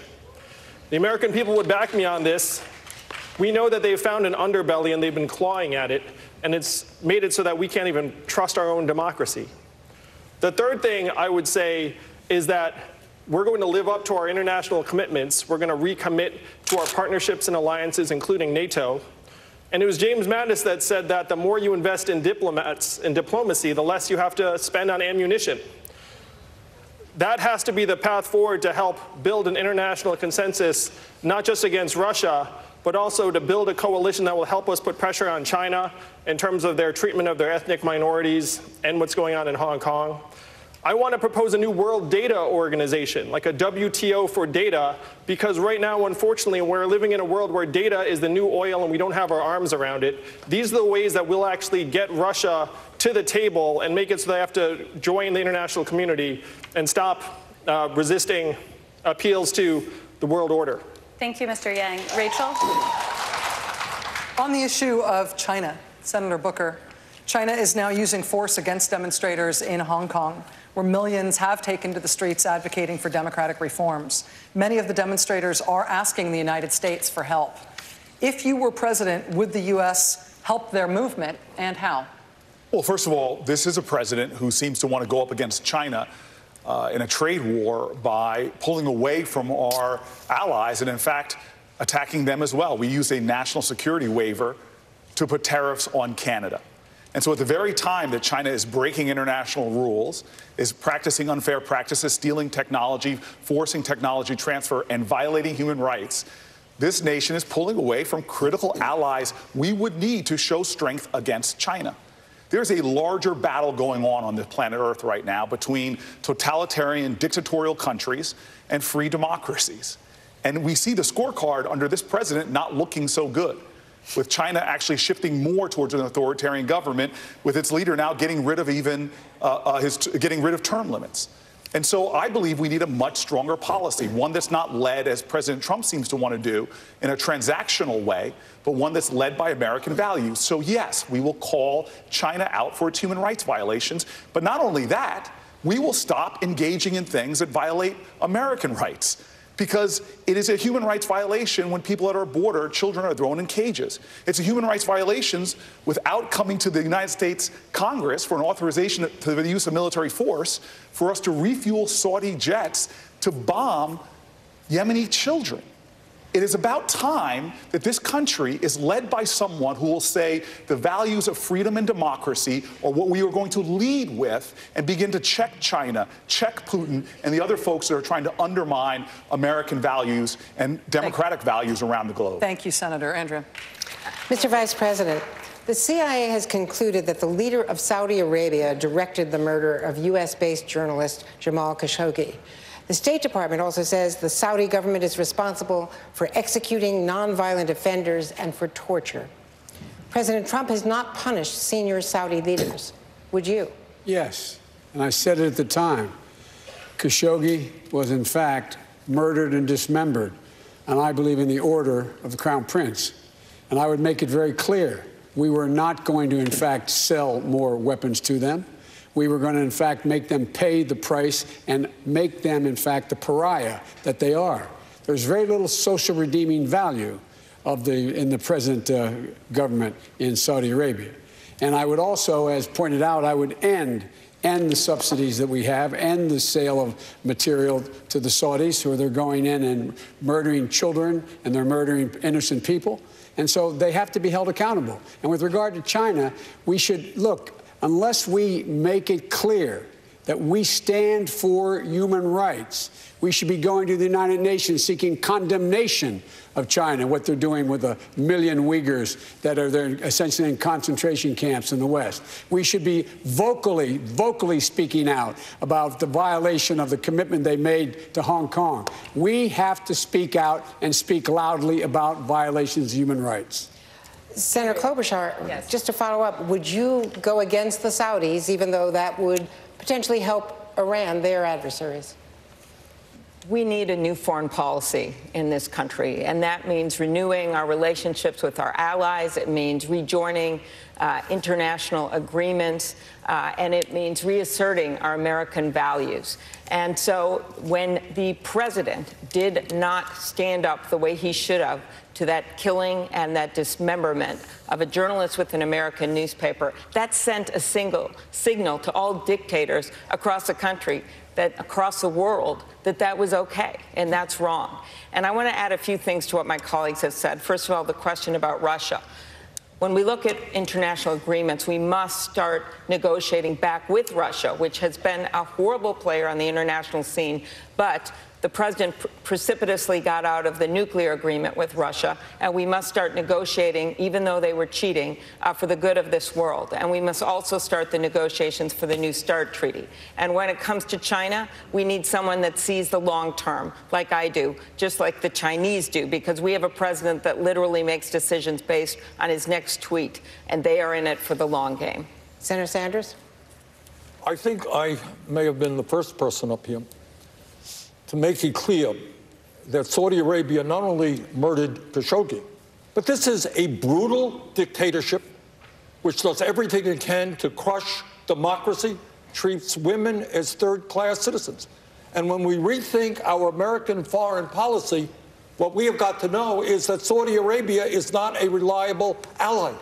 We have got to bring Iran and Saudi Arabia together in a room under American leadership and say we are sick and tired of us spending huge amounts of money and human resources because of your conflicts. And by the way, the same thing goes with Israel and the Palestinians. It is no longer good enough for us simply to be pro-Israel. I am pro-Israel. But we must treat the Palestinian people as well with the respect and dignity that they deserve. What is going on in Gaza right now, where youth unemployment is 70 or 80%, is unsustainable. So we need to be rethinking who our allies are around the world, work with the United Nations, and not continue to support brutal dictatorships. Thank you, Senator. Rachel. Senator Warren, only about 1% of Americans serve in the United States military right now. Should that number be higher? Yes, I think it should be. You know, all three of my brothers served in the military. One was career military. The other two also served. I think it's an important part of who we are as Americans. And I think the notion of shared service is important. It's how we help bring our nation together. It's how people learn to work together from different regions, people who grew up differently. It's also about how families share that sacrifice. I remember what it was like when I was a little girl. My brother, my oldest brother, who served 5.5 years off and on in combat in Vietnam, and what it was like for my mother every day to check the mailbox. Had we heard from Don Reed? How's he doing? And if there was a letter, she was brighter than the day. And if it wasn't, she'd say, well, maybe tomorrow. This is about building for our entire nation. And I believe we should do that. I also believe we should have other service opportunities in this country. So, for example, what I want to do is for our federal lands, I want to bring in 10,000 people who want to be able to serve in our federal lands, to be able to help rebuild our national forests and national parks as a way to express both their public service and their commitment to fighting back against climate change. We can do this as a nation. Thank you, Senator. In President Trump's first 2 years in office, the Pentagon budget ballooned. Mayor Buttigieg, would you cut military spending or would you keep it on the same upward trajectory? We need to reprioritize our budget as a whole and our military spending in particular. It's not just how much, although we certainly need to look at the runaway growth in military spending. It's also where. Right now, we are spending a fraction of the intention and resources on things like the artificial intelligence research that China is doing right now. If we fall behind on artificial intelligence, the most expensive ships that the United States is building just turn into bigger targets. We do not have a 21st century security strategy coming from this president. After all, he's relying on 17th century security technologies like a moat full of alligators or a big wall. There is no concept of strategic planning for how civilian, diplomatic, and military security work needs to take place for the future. Can I respond? Mayor Buttigieg, thank you. Could I respond on this? Coming up, we will have much more from the candidates. We're going to take a quick break.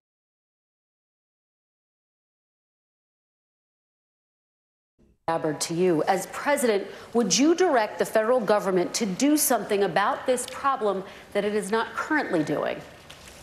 Yes, I would. We have seen for far too long the kind of racial bigotry, divisiveness, and attacks that have unfortunately taken the lives of our fellow Americans.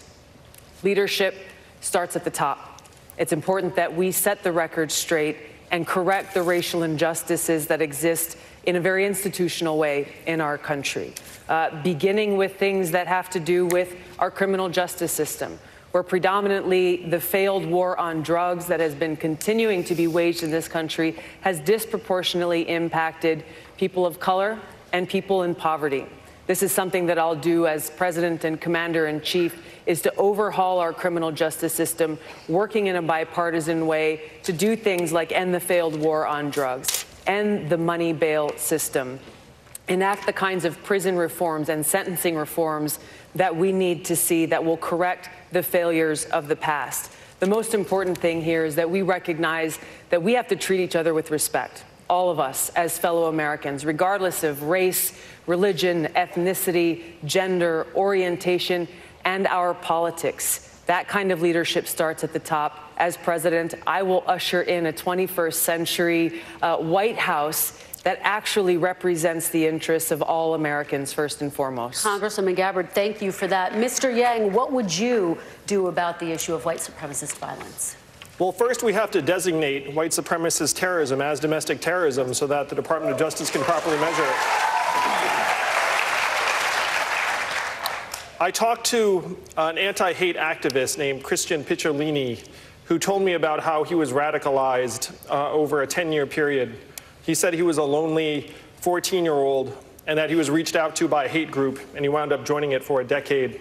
Now he's out and he's helping convert people out of those hate groups and back into the rest of society. But what he told me was that if anyone had reached out to him when he was that hurt, broken 14-year-old boy, he would have gone with them. He said if it had been a coach, I would have gone with him. If it had been a mentor or teacher, I would have gone with them. But instead, it was a hate group. So what we have to do is we have to get into the roots of our communities and create paths forward for men in particular who right now are falling through the cracks. And when you look at gun violence in this country, 96+% of the shooters we're talking about are young boys and young men. We have to, as a country, start finding ways to turn our boys into healthy, strong young men who do not hate, but instead feel like they have paths forward in today's economy. Mr. Yang, thank you for that. Vice President Biden, the Me Too movement has forced a cultural reckoning around the issue of sexual violence and harassment against women in America. Are there specific actions that you would take early in your administration to address this problem? Yes, and by the way, it's one of the reasons, the first thing I would do is make sure we pass the Violence Against Women Act reauthorization, which I wrote. The fact, I didn't write the reauthorization, I wrote the original act. The fact is that what happens now is that we, in fact, have to fundamentally change the culture of how women are treated.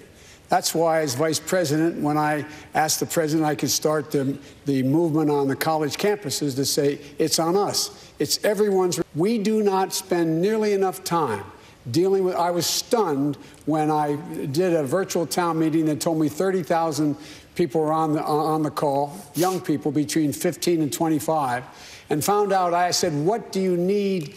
What do you need to make you safer on college campuses and on your schools? You know what they said? Get men involved. Engage the rest of the community. And that's when we started this movement on the college campuses to fundamentally change the culture. No man has a right to raise a hand to a woman in anger other than in self-defense, and that's rarely ever occurs. And so we have to just change the culture, period, and keep punching at it and punching at it and punching at it. It will be a big, no, I really mean it. It's a gigantic issue, and we have to make it clear from the top, from the president on down, that we will not tolerate it. We will not tolerate this culture. Mr. Vice President, thank you. Senator Harris, this week you criticized Mayor Pete Buttigieg's outreach to African-American voters. You said, quote, the Democratic nominee has got to be someone who has the experience of connecting with all of who we are as the diversity of the American people, end quote. What exactly prompted you to say that, Senator Harris? Well, that was asked a question that related to a stock photograph that his campaign published. But listen, I think that it really speaks to a larger issue, and I'll speak to the larger issue. I believe that the mayor has made apologies for that. The larger issue is that for too long, I think, candidates have taken for granted constituencies that have been the backbone of the Democratic Party and have overlooked those constituencies.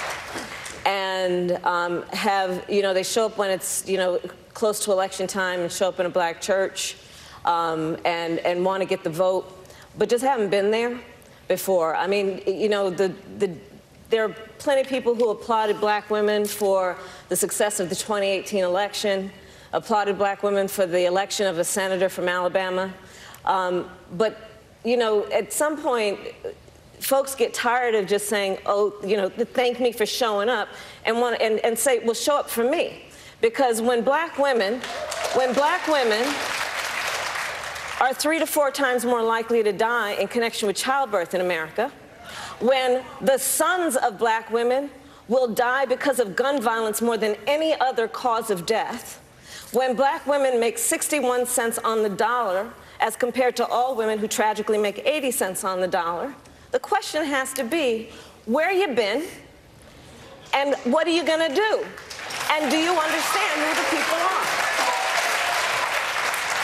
And I'm running for president because I believe that we have to have leadership in this country who has worked with and have the experience of working with all folks. And we've got to recreate the Obama coalition to win. And that means about women, that's people of color, that's our LGBTQ community, that's working people, that's our labor unions. But that is how we are going to win this election, and I intend to win. Senator Harris, thank you. Mayor Buttigieg, your response to that? My response is I completely agree. And I welcome the challenge of connecting with black voters in America who don't yet know me. And before I share what's in my plans, let me talk about what's in my heart and why this is so important. As mayor of a city that is racially diverse and largely low income, for 8 years I have lived and breathed the successes and struggles of a community where far too many people live with the consequences of racial inequity that has built up over centuries but been compounded by policies and decisions from within living memory.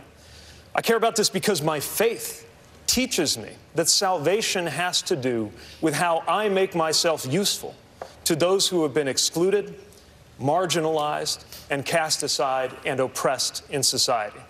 And I care about this because while I do not have the experience of ever having been discriminated against because of the color of my skin, I do have the experience of sometimes feeling like a stranger in my own country, turning on the news and seeing my own rights come up for debate, and seeing my rights expanded by a coalition of people like me and people not at all like me, working side by side, shoulder to shoulder, making it possible for me to be standing here wearing this wedding ring in a way that couldn't have happened 2 elections ago, lets me know just how deep my obligation is to help those whose rights are on the line every day, even if they are nothing like me in their experience. Mayor Buttigieg, thank you very much. Senator Harris, quick response. Look, there's a lot at stake in this election. And I've said it many times, I think justice is on the ballot in 2020. And it's about economic justice. It's about justice for children. It's about justice for our teachers. I could go on down the list. And so the issue really is not what is the fight. The issue has to be how we're going to win. And to win, we have to build a coalition and rebuild the Obama coalition. I keep referring to that because that's the last time we won.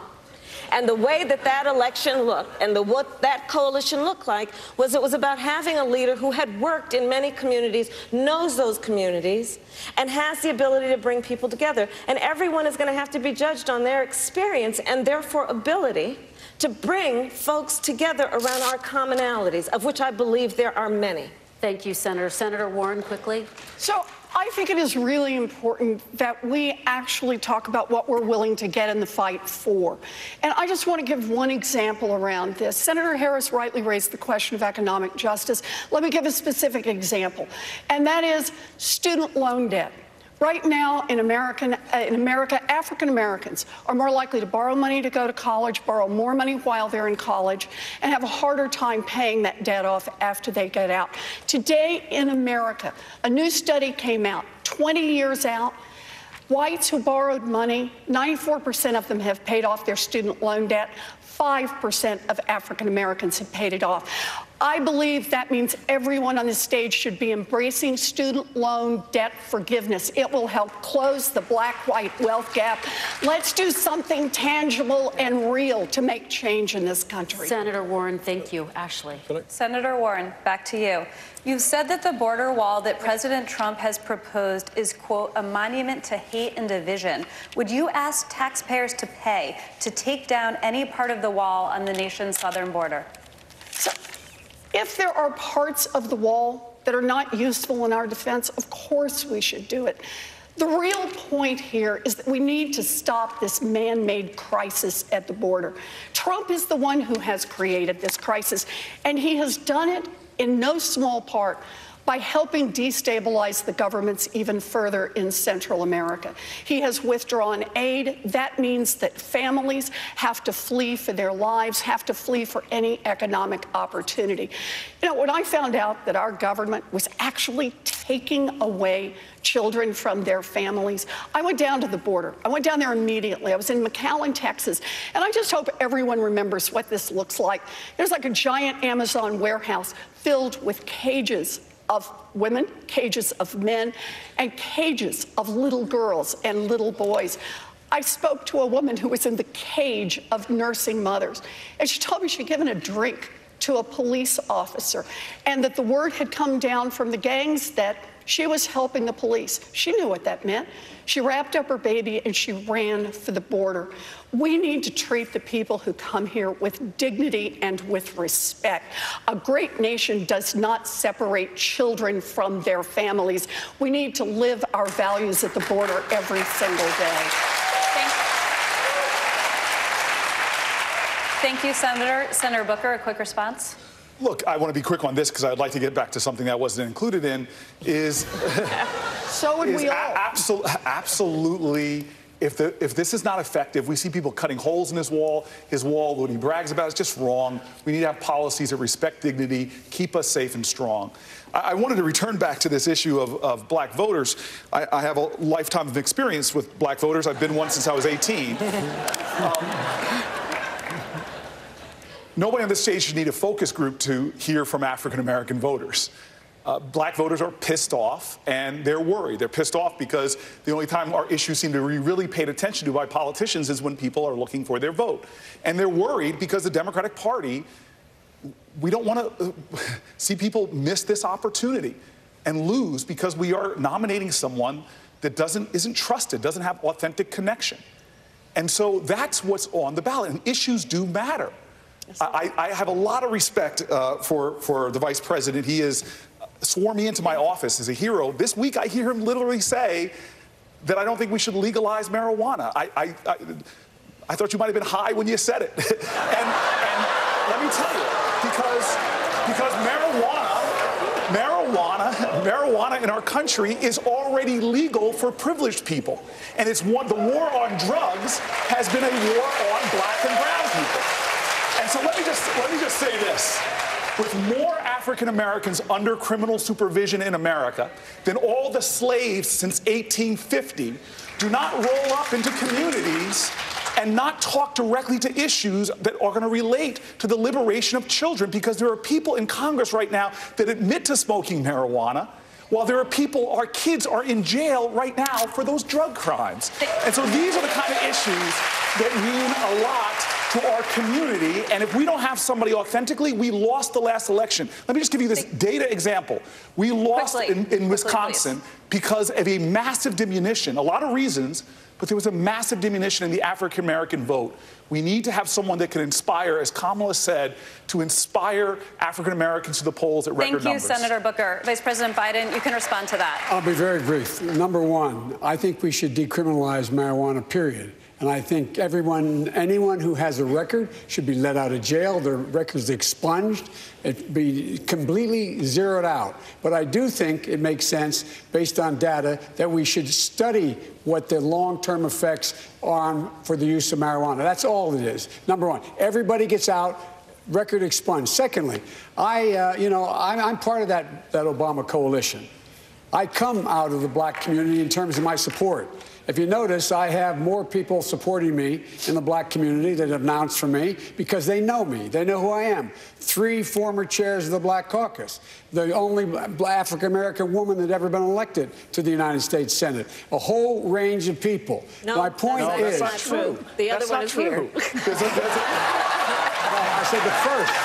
I said the first African-American elected.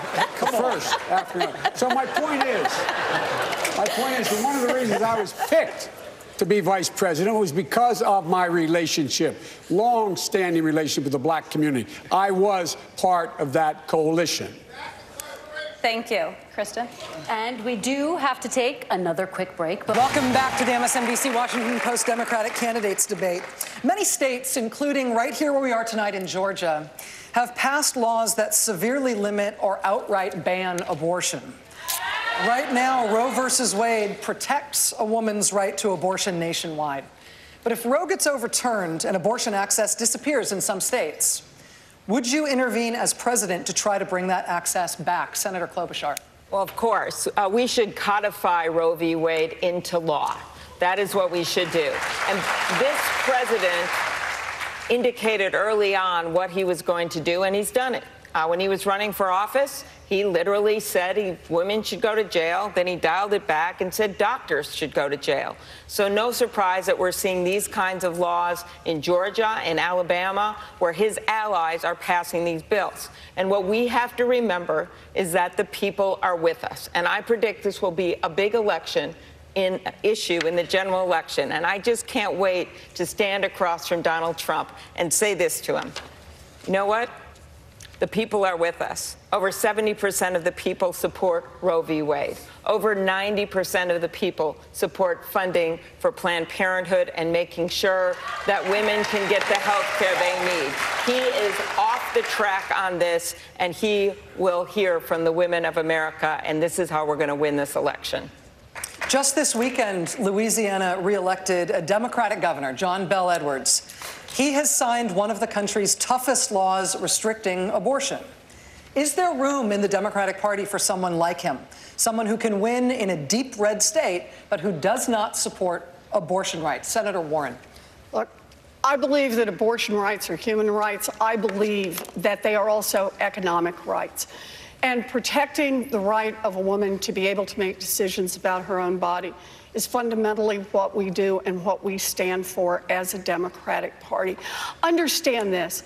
When someone makes abortion illegal in America, rich women will still get abortions. It's just going to fall hard on poor women. It's going to fall hard on girls, women who don't even know that they're pregnant because they have been molested by an uncle. I want to be in America where everybody has a chance. And I know it can be a hard decision for people, but here's the thing. When it comes down to that decision, a woman should be able to call on her mother. She should be able to call on her partner. She should be able to call on her priest or her rabbi. But the one entity that should not be in the middle of that decision is the government. Senator Warren, I need to push you on this a little bit for a specific answer to the question. Governor John Bel Edwards in Louisiana is an anti-abortion governor who has signed abortion restrictions in Louisiana. Is there room for him in the Democratic Party with those politics? I have made clear what I think the Democratic Party stands for. I'm not here to try to drive anyone out of this party. I'm not here to try to build fences. But I am here to say this is what I will fight for as President of the United States. The women of America can count on Senator me. Warren, thank you. Senator Sanders, I'll give you 30 seconds. Amy mentioned that women feel strongly on it. Well, let me just tell you that if there's ever a time in American history where the men of this country must stand with the women, this is the moment. And I get very tired of hearing the hypocrisy from conservatives who say, get the government off our backs. We want small government. Well, if you want to get the government out of the backs of the American people, then understand that it is women who control their own bodies, not politicians. Senator Sanders, thank you. Senator Booker. This is a voting issue. This is a voter suppression issue. Right here in this great state of Georgia, it was the voter suppression, particularly of African-American communities, that prevented us from having a Governor Stacey Abrams right now. Yes. And that is when you have undemocratic means, when you suppress people's votes to get elected, those are the very people you're going to come after when you're in office. And this bill, opposed by over 70%, the heartbeat bill here, opposed by over 70% of Georgians, is the result from voter suppression. This gets back to the issue about making sure we are fighting every single day that whoever is the nominee, they can overcome the attempts to suppress the votes, particularly of low-income and minority voters, and particularly in the black community like we saw here in Georgia. Senator Booker, thank you. And to that point, individual states, as you all know, set their own rules for voting and for elections. Depending on where you live, you may be required to show ID or not. You might have a lot of days for early voting, or fewer days, or none. You might have a polling place in walking distance, or you might have to drive or take a bus to the edge of town. With that in mind, our next question comes from Jenna in Maryland, who asks, what will you do at the executive level to ensure that every American has equal access to the ballot box? Mayor Buttigieg. Well, we need federal leadership to establish voting rights for the 21st century, because this affects every other issue that we care about. Now, the House of Representatives passed a pro-democracy, anti-corruption bill, which is one of many good bills to die in Mitch McConnell's hands in the United States Senate. We know that with the White House in the right hands, we can make, for example, election days a federal holiday. We can use carrots and sticks to induce states to do the right thing with automatic voter registration, same-day voter registration, making it easier for people to vote, and, in particular, recognizing that we cannot allow the kind of racially motivated or partisan voter suppression or gerrymandering that often dictates the outcome of election before the voting even begins. Right now, we have politicians picking out their voters rather than the other way around. That, compounding with what is being done to restrict the right to vote, means that our democracy is not worthy of the name. While these process issues are not always fashionable, we must act to reform our democracy itself, including when it comes to choosing our presidency. Like we do in every other election, giving it to the person who got the most votes. I agree with what the mayor has just said, but this is a good example where he has said the right words, but I actually have the experience and am leading 11 of the bills that are in that House-passed bill you just referred to. And I think this kind of experience matters. I have been devoted to this from the time that I've got to the Senate. And I think having that experience, knowing how you can get things done, leading the bills to take the social media companies to task, a bipartisan bill to say, yeah, you have to say where these ads come from and how they're paid for, and stop the unbelievable practice where we still have 11 states that don't have backup paper ballots. That is my bipartisan bill, and I am so close to getting it done. And the way I get it done is if I'm president. But just like I have won statewide, and Mayor, I have all appreciation for your good work as a local official, and you did not when you tried, I also have actually done this work. I think experience should matter. Mayor Buttigieg, I'll let you respond to that. So first of all, Washington experience is not the only experience that matters. There's more than 100 years of Washington experience on this stage, and where are we right now as a country? I have the experience of bringing people together to get something done. I have the experience of being commanded into a war zone by an American president. I have the experience of knowing what is at stake as the decisions made in those big white buildings come into our lives, our homes, our families, our workplaces, and our marriages. And I would submit that this is the kind of experience we need, not just to go to Washington, but to change it before it is too late. Mr. Mayor, thank you. I need to Congresswoman jump Gabbard, on in the here. original question of voting Thank rights, you. please. I mean, voting rights are essential for our democracy. Securing our elections is essential for our democracy. I've introduced legislation called the Securing America's Elections Act that mandates paper ballots to make sure that every single voter's voice is heard. But I want to get back to Pete Buttigieg and his comment about experience.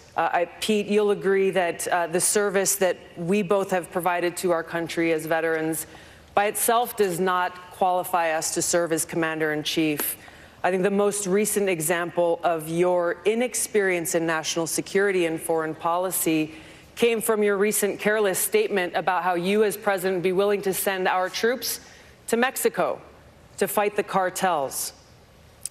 As commander-in-chief, leader of our armed forces, I bring extensive experience serving for 7 years in Congress, on the Foreign Affairs Committee, on the Armed Services Committee, on the Homeland Security Committee, meeting with leaders of countries around the world, working with military commanders of different commands, dealing with high-level national security briefings, understanding what's necessary, the preparation that I've gotten to walk in on day one to serve as commander-in-chief. Congresswoman, thank you. Mr. Mayor, I'll allow you to respond.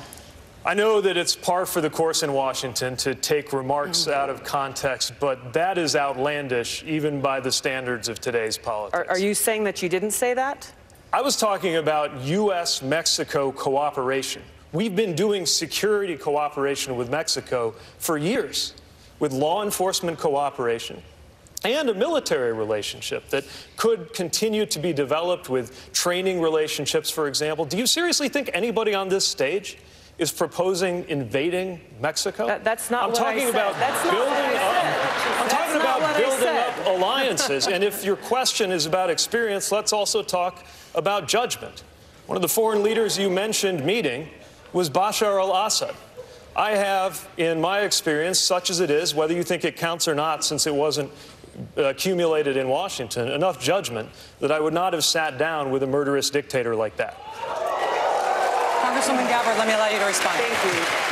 You were asked directly whether you would send our troops to Mexico to fight cartels, and your answer was yes. The fact checkers can check this out. No. But your point about judgment is absolutely correct. Our commander-in-chief does need to have good judgment. And what you've just pointed out is that you would lack the courage to meet with both adversaries and friends to ensure the peace and national security of our nation. I take the example of those leaders who have come before us, leaders like JFK, who met with Khrushchev, like Roosevelt, who met with Stalin, like Donald Trump, Reagan, who met and worked with Gorbachev. These issues of national security are incredibly important.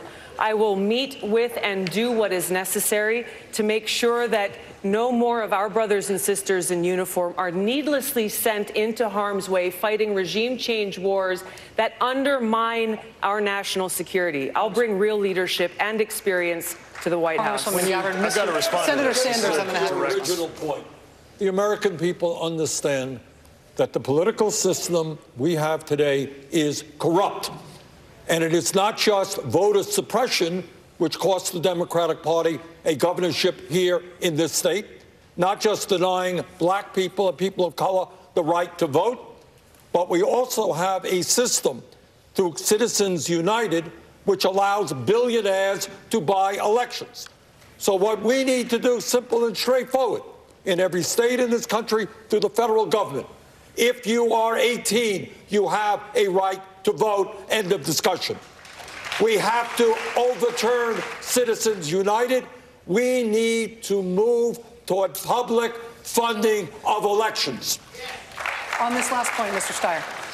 Well, I agree with exactly what Bernie said, but I want to talk about how we're going to win in 2020. I don't mean to change the subject, but I think it's sort of important that the Democratic Party not only beat Donald Trump in 2020, but have a sweeping victory across the country. And what that's going to mean is turnout. In the United States of America, the Democratic Party keeps talking about trying to persuade a few people who are Republicans to like us, when up to half the people don't vote at all because they think neither party tells the truth, no one deals with my issues, the system is broken, why would we vote? But what we've found at Next Gen of a conversation about why votes are so important, and if you look at 2018 and flipping the House, what really happened was Democratic voting went up by 3/4. In the 38 congressional districts where Next Gen America was turning out young people, the turnout went up by more than 100%, more than double. So for us to win, for everybody on this stage, for whoever's the candidate, to have a Senate that's Democratic, for us to have the sweeping victory that we absolutely are going to have next year, it's a turnout question. We're going to have to tell the truth, and we're going to have to organize across this country. Thank you very much. It is time, at this point, it is well past time, if I'm honest, to start closing statements. And we are going to start tonight with Senator Booker. The floor is yours. Thank you, Rachel. It's an honor to be here tonight. I have not yet qualified for the December stage and need your help to do that. If you believe in my voice and that I should be up here, please go to CoryBooker.com. Please help. I had a closing statement prepared, but I saw in the audience during the break a man named John Lewis. And perhaps it's interesting and important for me to mention why I'm so grateful to him. I've been calling in this whole election for our need to fight and fight the right way by bringing people together to create transformative change, not just beat Donald Trump. That's the floor. We need to go to the ceiling. We need to go to the mountaintop. I am literally here on this stage right now because 50 years ago, there was a lawyer on a couch who changed his life, changed his mind to get up and start representing families, one of them mine, who were discriminated against. The house I grew up in is because of that lawyer's activity. When I asked him why he did what he did, he told me that on March 7th, 1965, he was watching a movie called Judgment at Nuremberg on TV, and they interrupted that movie to show a bridge in Alabama called the Edmund Pettus Bridge. And there he saw John Lewis and other marchers who were beaten viciously by Alabama state troopers. We all owe a debt that we cannot repay. We all drink deeply from wells of freedom and liberty that we did not dig. This is the moment in America where we need a leader that can inspire us to get up and fight again. That we have truly a moral moment in America like it was back in 1965. If you give me a chance to lead, I will cause what John Lewis says is good trouble. I will challenge us. I will ask more from you than any other president has ever asked before because we need to mobilize a new American movement. Keep me on this stage. Keep me on this race. It is time we fight and fight together. Please go to CoryBooker.com. Senator Booker, thank you very much. Mr. Steyer, your closing statement. Last time I was on this stage, I started by saying that everybody here is more patriotic and more competent than the criminal in the White House. And I stand by that statement. But I'm different from everybody else on this stage. I know that the government in Washington, D.C. is broken. I know that it's been purchased by corporations. And I've spent a decade putting together coalitions of ordinary American citizens to beat those corporations. I'm the only one on this stage who's willing to talk about structural change in Washington itself, term limits, that if we're going to make bold changes, we're going to need new and different people in charge. I'm the only person on this stage who spent decades building an international business.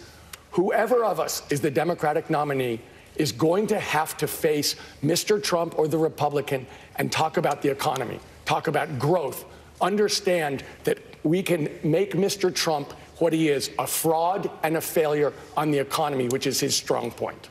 I'm the only person on this stage who will say that climate is my first priority, that it's our biggest challenge, but it's our biggest opportunity to recreate this country.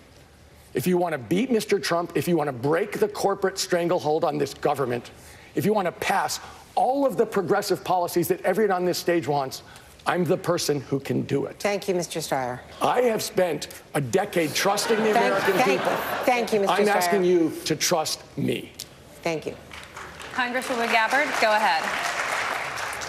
My personal commitment to you, to all of my fellow Americans, is to treat you with respect and compassion, something that we in Hawaii call aloha. Every single person deserves to be treated with respect, regardless of race, religion or gender, or even your politics. Inclusion, unity, respect, aloha, these will be the operating principles for my administration. Now, Dr. Martin Luther King visited Hawaii first back in 1959, where he expressed his appreciation for what we call the aloha spirit. He said, "We look to you for inspiration as a bold example for what you have already succeeded in the areas of racial harmony and racial justice, where we are still struggling to achieve in other sections of the country." He later went on to say, "As I looked out at the various faces in various colors mingled together like the waters of the sea, I see only one face, the face of the future." Working side by side, let's defeat the divisiveness of Donald Trump. Come together and usher in a 21st century of racial harmony, of racial justice, peace, inclusion, and true equality. Working side by side, let's make Dr. King's dream our reality. Thank you, Congresswoman. Mr. Yang, your turn. I'm here with my wife, Evelyn, tonight. We have two young boys, Christopher and Damien. How many of you all are parents like us here in the room? So if you're a parent, you've had this thought, maybe you've been afraid to express it, and it is this: our kids are not all right. They're not all right because we're leaving them a future that is far darker than the lives that we have led as their parents. We are going through the greatest economic transformation in our country's history, the fourth industrial revolution, and it is pushing more and more of our people to the side.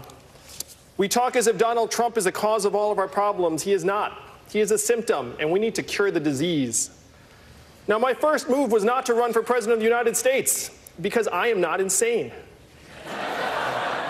My first move was to go to D.C., talk to our leaders, and say, technology is ripping us apart, immigrants are being scapegoated, our kids are being left behind, and the American dream that my parents came here to find is dying before our eyes. And the people in Washington, D.C. had nothing for this. They don't want to touch it. They don't want to talk about an issue they don't think they have a solution for. I'm not running for president because I've fantasized about being president. I'm running for president because, like many of you here in this room tonight, I'm a parent and a patriot, and I have seen the future that we're leaving for our kids, and it is not something I'm willing to accept. We need to create a new way forward for our people. If you want to join us in rewriting the rules of the 21st century economy, go to yang2020.com and make it so that we can look our kids in the eyes and say to them, and believe it, your country loves you, your country values you, and you will be all right. Thank you, Mr. Yang. Senator Klobuchar. The nation was riveted this week by the testimony in Washington. And one of the people we heard from yesterday was Lieutenant Colonel Vindman. And what he said was this. He spoke to his immigrant father, and he said, in this country, you can tell the truth, and it's going to be fine. It reminded me of Army counsel years and years ago in the McCarthy hearing, someone from Iowa, actually, Mr. Welch, who said, have you no sense of decency, sir? I want us to remember that this election is, yes, an economic check on this president. And I have bold ideas that we can do to go forward as a country to make college more affordable and bring down the costs of health care, yes. But this is also a patriotism check, a value check, a decency check. And when you look at the people that turned out in Kentucky and turned out in Virginia, people turned out that didn't vote in 2016. African Americans are turning out like we didn't see before. But we also, and they must be with us, and we must get our fired up Democratic base with us. But we also, let's get those independents and moderate Republicans who cannot stomach this guy anymore. This is how we build a coalition. So we don't just beat Donald Trump. We bring the U.S. Senate to some sense. We send Mitch McConnell packing. This is how we win. So if you want to join us, and remember that this won't be for me a personal victory, it'll be a national victory of someone that wins in red districts and suburban purple districts and bright blue districts every single time. If you want to join us and if you believe that our work doesn't end on Election Day but begins on Inauguration Day, join us. AmyKlobuchar.com. Senator Klobuchar, thank you. Senator Harris. So we're in a fight. This is a fight for our rule of law, for our democracy, and for our system of justice. And it's a fight we need to win. And to fight this fight, I believe we have to have the ability to not only have a nominee who can go toe-to-toe with Donald Trump, and I have taken on Jeff Sessions, I've taken on Bill Barr, I've taken on Brett Kavanaugh. I know I have the ability to do that. We also need someone who can unify the party and the country and who has the experience of having done that. I've done that work. I believe we need someone who has the ability to speak to all the people, regardless of their race, their gender, their party affiliation, where they live geographically, or the language their grandmother speaks. My entire career has been spent having one client and one client only, the people. I have never represented a corporation. I have never represented a special interest. And in this election, justice and the various injustices people are facing, regardless of where they live or their race or gender, are very much on the ballot, from economic justice to reproductive justice to health care justice to educational justice. And I truly believe that when we overcome these injustices, we will then unlock the potential of the American people and the promise of America. And that's the America I believe in. That's the America I see. And that is why I'm running for president. Thank you, Senator Harris. Mayor Buttigieg, go ahead. Well, first of all, I want to remark that we're in the city of Atlanta, a city where a great local leader, Maynard Jackson, helped create the black middle class that Atlanta is known by ensuring that taxpayer dollars were spent in a way that reflected the need to expand opportunity to those who were excluded. And just as local leaders have shown great leadership, we need to use the powers of the presidency on challenges like this, expanding opportunity and expanding a sense of belonging to those who have been excluded in this country. I'm not only running to defeat Donald Trump, I am running to prepare for the day that begins when Donald Trump has left office, to launch the era that must come after Trump. That era must be characterized not by exclusion, but by belonging. And so must our campaign. I am inviting progressives who have agreed on these issues we've been talking about tonight all along, moderates who are ready to be part of this coalition, and a lot of future former Republicans who I know are watching this, disgusted by what is happening in their own party and in this country. I want you to know that everybody is welcome in this movement that we're building, and everybody is welcome in this future that we must create. I hope you go to PeteForAmerica.com, join this effort, and help us create a better era for the American people beginning in November 2020. Thank you. Senator Sanders. Thank you. Let me say a word about myself. Unusual as it may seem. I am the son of an immigrant, young man of 17, who came to this country without a nickel in his pocket. I have some sense of the immigrant experience. I will stand with the 11 million undocumented immigrants in this country. At the age of 21, as a member of a civil rights group at the University of Chicago, I was arrested, spent the night in jail, and I have been committed to the fight against all forms of discrimination, racial discrimination, sexism, homophobia, xenophobia, and religious bigotry. I will lead an administration that will look like America, will end the divisiveness brought by Trump and bring us together. During this campaign, I am proud to say that I have received more campaign contributions than any candidate at this point in an election in American history, over 4 million contributions, averaging $18 apiece. If you want to be part of a movement that is not only going to beat Trump, but transform America, that doesn't have a super PAC, doesn't do fundraisers at wealthy people's homes, please join us at BernieSanders.com. Thank you. Senator Warren, the floor is yours.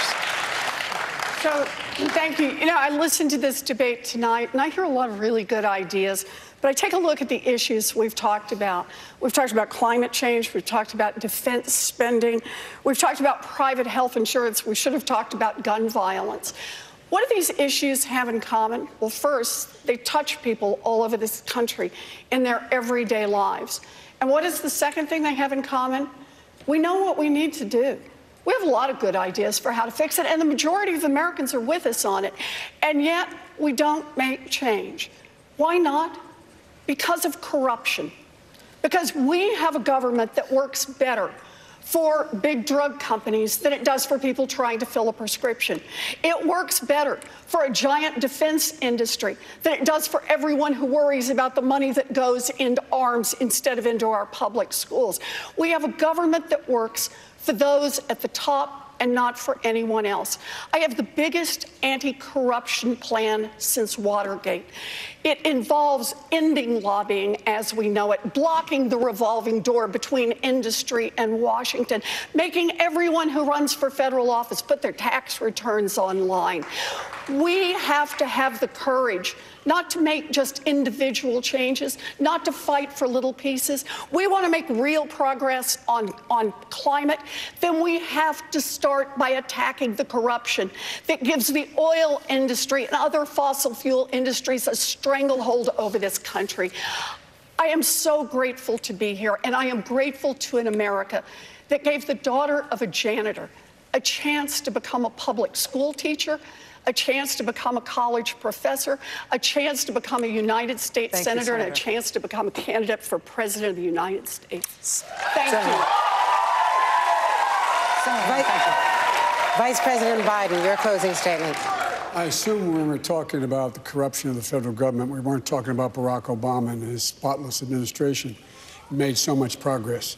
But one thing we haven't talked about here today, we've talked about everything. We haven't talked about the one thing I think is most consequential.